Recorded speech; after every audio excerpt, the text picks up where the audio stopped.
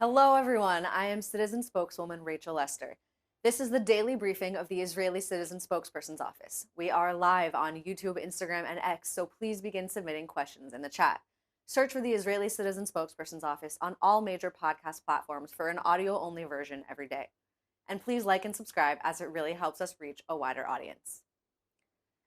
Today is day 276 of the October 7th war, just over 9 months since Hamas declared war on Israel with its brutal massacre, and exactly 9 months since Hezbollah joined its fellow Iranian proxy with near daily attacks on northern Israel. A vicious lie is being manufactured against Israel right now in real time. Supposedly, medical journal The Lancet says 186,000 Gazans have died because of Israel. Not the 35,000 claimed by Hamas, but over 5 times more. And those who love to hate Israel are gleefully running with this false narrative. Social media posts by UN Special Rapporteur Francesca Albanese, UK Labour parliamentarian Zara Sultana, and pro-Iran lobbyist Trita Parsi have been shared tens of thousands of times since last night. The story has also been widely shared by some of the biggest promoters of anti-Israel conspiracy theories on the far left and the far right. For months and for years, they've been telling everyone who'd listen just how evil the Jewish state is. But 5 times as evil as even Hamas has been saying? Glorious, incredible. It didn't matter before and won't matter after that The Lancet did not say that, or anything at all, which is clear to anyone who reads the short letter, anti-Israel as it is. The letter, which The Lancet should have never run in the first place, predicts future deaths, which might have been caused indirectly by the war. By definition, they haven't happened. Its speculation is built on debunked claims about lack of aid, number of destroyed buildings, and pretending there are 10,000 unidentified Gazan bodies. The letter isn't fact-checked or peer-reviewed science. It's basically an opinion piece of fortune tellers. It shouldn't come as a surprise that one of the authors even shared an image of the bloody Ramallah lynch of Israelis and seems to justify that kind of violence. But for Francesca and those like her, they share the lie and don't care about the truth. This isn't the first libel against the Jewish state, and even when they're exposed, they don't face consequences for lies about Israel. Francesca, for one, hasn't hid her feelings on Israel. She wrote earlier this year that October 7th wasn't anti-Jewish and that Israel has no right to defend itself.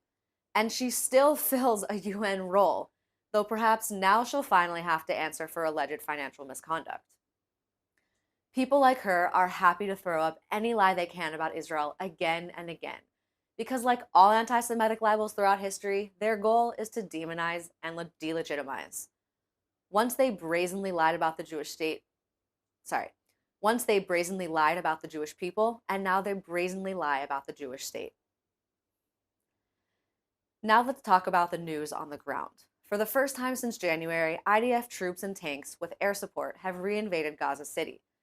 In what looks to be a major military maneuver, Israel is showing the Hamas rapists and murderers that it can enter any part of the Gaza Strip at any time of its choosing. While details are still sparse, there have been reports of finding and destroying significant Hamas terror infrastructure, Hamas and Islamic Jihad terrorists, weapons, and investigation and detention rooms, including in the UNRWA headquarters. That's right, even more cynical use of what should be protected humanitarian facilities by the rapists and murderers of October 7th. Israel soldiers on the ground also engaged with and killed over 30 terrorists in the Rafah area. Israel warned civilians to get out of the way, as always, and organized an evacuation route for them to reach safety. Israel's Air Force also intercepted aerial targets incoming from the Red Sea and from Lebanon. Yesterday, Israel transferred 272 trucks of humanitarian goods to the Gaza Strip, including 6 tankers of fuel and 4 of cooking gas. So that brings the total amount of humanitarian aid delivered to Gaza to 38,870 truckloads since the beginning of the war. Right now, there are still approximately 1,150 trucks sitting on the Gazan side of the border, waiting and waiting to be picked up by the UN. Let's take some questions from our audience watching live on various social media platforms. Please continue to submit questions. Julia from Instagram Live asks, why does Hamas keep using UNRWA facilities over and over again? It's interesting. Hamas has two main goals: attack Israel however possible and make Israel look bad to the international world however possible. So, for goal number one, using UNRWA facilities as a place to hide their weapons or build their tunnels or even launch rockets at Israel is basically a no brainer. Being UNRWA's responsibility gives those places, and by extension Hamas, more protection than other places in Gaza. Therefore, it's easier to attack Israel without getting spotted or struck by the IDF. And then for goal number two, when the IDF does strike the Hamas weapons or tunnels or terrorists hiding in those UNRWA facilities, Hamas knows that 99% of the news coverage is going to be spun in a way to make Israel look bad for attacking the UN without any context that Hamas made it necessary. So for Hamas, taking advantage of UNRWA is basically a 2-for-1 terrorism bonus. Felipe from X asks, with everything going on in the US lately, do you think it's time for American Jews to make Aliyah? Yes and no. Yes, Israel is always going to be here for Jews around the world who want to be here. And ironically, every time these anti Semitic protesters do what they're doing, they're only proving why exactly it's so necessary that Israel, a strong and safe country for Jews, exists in the first place. But is it time to run away from this anti Semitism? No, absolutely not. It's time for American Jews to get organized and get stronger to show the anti Semites that we are not going anywhere. So let the anti Semites keep burning American flags and showing the US exactly what their true colors are. Let the anti Semites keep getting arrested, like 6 of them did in Philadelphia on the 4th of July. Let the anti Semites keep giving the FBI reasons to investigate them, like they are now after the incident in LA 2 weeks ago. And while the anti Semites and Israel haters are showing the world, showing law enforcement, showing elected officials exactly who they are, American Jews should continue to show the world that we're on the right side. Ampsion from X asks, are the lies from the terror, Islamic, Hamas, and Iran winning the world over? Well, Iran and Hamas are certainly trying their hardest. And as I said earlier in the briefing, people, especially people in power, are sharing them every single day. They have been for the last 9 months. They've been doing it for our entire lives, to be honest. That's why it's so important that people like us and people like you watching continue to fight and share the truth every single day. That's why it's so important to fact check these lies and libels that are being spread in order to make us look bad so that they can delegitimize and demonize us every single day.